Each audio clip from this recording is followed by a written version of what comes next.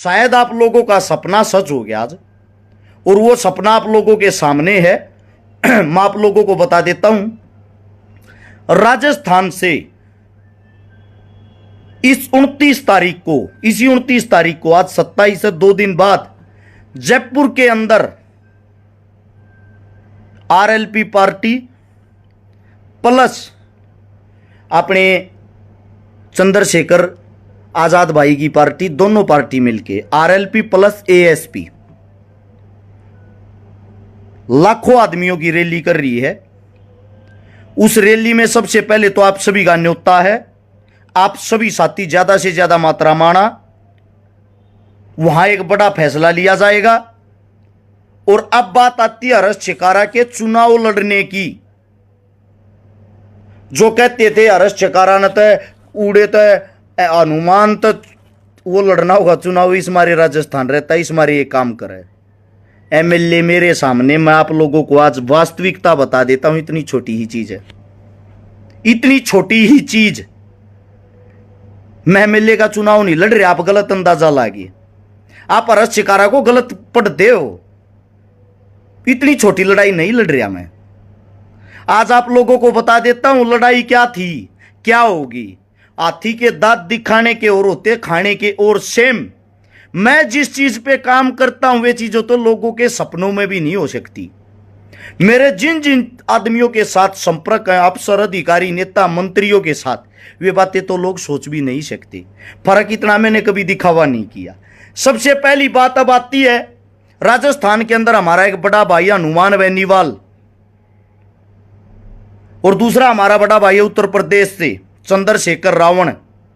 कई साथियों को बहुत बड़ी खुजली हो रही है इन चीजों से, ये क्यों मिलवाने वाला मैं था भाई, हर्ष चिकारा था, रेशम ही बैठा हूं।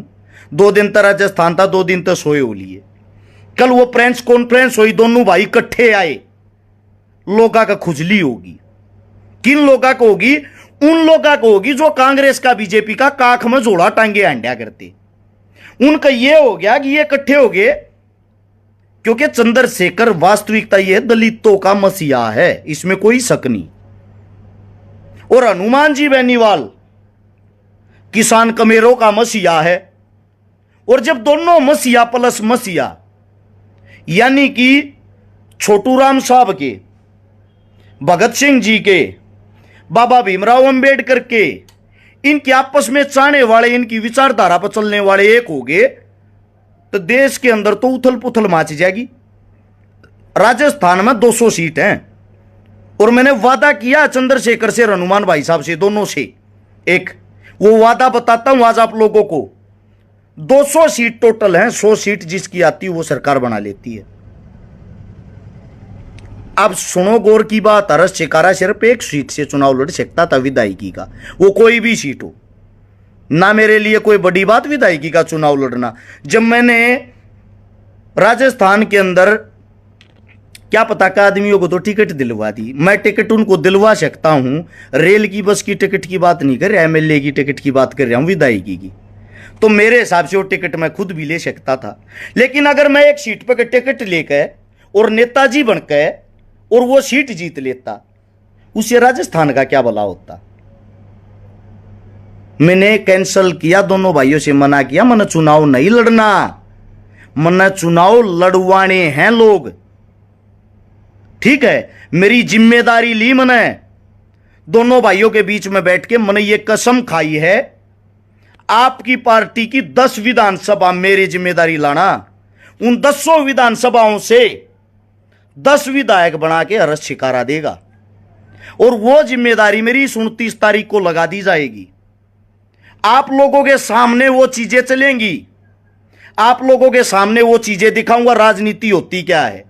जो लोग सपने में सोचते हैं ये मिल जाते तो क्या होता, वो काम आपके भाई ने किया। जो आदमी खाली हमारे को गालियां देने के लिए सीमित रह गए, इन चीजों में लगे रहे, जिनका मैं कभी जवाब देना पसंद नहीं करता था, उसका रीजन यही था। हम जिस बड़े काम में लग रहे हो, बदलाव का काम है। बदलाव क्या करना है? राजा का लड़का ही राजा बनेगा, यह मुहिम चलती आ रही थी। राजस्थान के अंदर कांग्रेस और बीजेपी एक बार कांग्रेस एक बार बीजेपी, एक बार कांग्रेस एक बार बीजेपी। आज तक दलित की, कमेरे की, किसान की कोई सरकार नहीं थी। अब यह सपना पूरा होगा कि हनुमान बेनीवाल राजस्थान के अंदर से सरकार बनाएगा। आज नोट कर लेना, मेरी एक भी बात झूठी नहीं पाई आज तक। आज बता रहा हूं, हनुमान बेनीवाल की आज की डेट में 40 सीटें क्लियर आएंगी, 40 सीटें क्लियर। ये आज की पोजीशन है। जो चंद्रशेखर और हनुमान दोनों भाई इकट्ठे हुए हैं, न्यू देख लो, कुछ न कुछ तो यार हम होएंगे। जब हमने हनुमान को और रावण को एक कर दिया।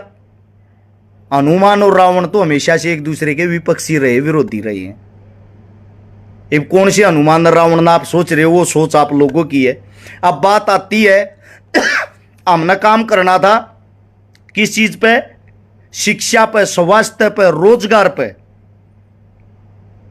वास्तविकता के मुद्दे लोग भूल गए। एक पार्टी ने तक कंसेप्ट उठा लिया हिंदू धर्म का, जय श्री राम का, जिसका नाम है बीजेपी। आपने जय श्री राम नहीं बोलिया तो आप देश के दुश्मन होगे। ये कौन सी बात हुई भाई? देहात के अंदर आज भी, हमारे हरियाणा के अंदर कोई किसी भी जाति, किसी भी धर्म, किसी भी मजहब का हो, सुता उठता है, आदमी से आदमी मिलता तो पता क्या कहते हैं? राम राम जी।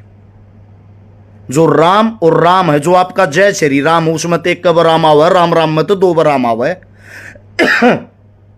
ठीक है। अब बात आती है, जैसा आदमी हमारे से मिलेगा,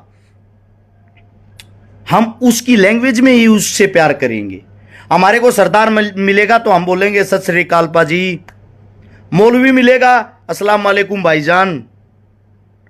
हमारे को हमारा देसी हरियाणवी मिलेगा, राम राम जी। राजस्थानी मिलेगा, राम राम शाह।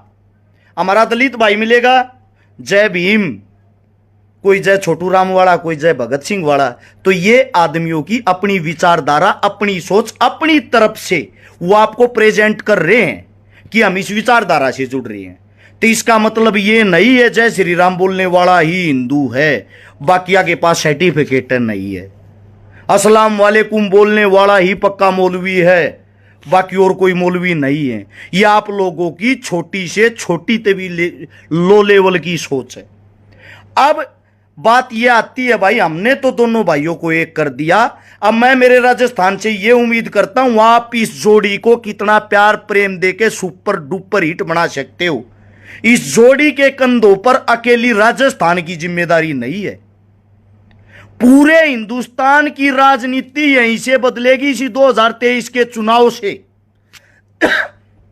उसका रीजन पता क्या है? गरीब, कमेरे, शोषित और किसान के बेटों ने यह जिम्मेदारी अपने कंधों पे उठा ली। और अब ये भाई जब आगे बढ़ेंगे, इन भाइयों के सिर पे तक तो ताज होगा जब आप लोगों की तकदीर खुलेगी। क्योंकि बड़ी चीज ये है, गरीब, शोषित और मजदूर के बेटे को उस सीएम की सीट थी, आज थी पहुंचने नहीं दिया था। और राजस्थान वाले हो, थारी कमी होगी मेरे भाइयों।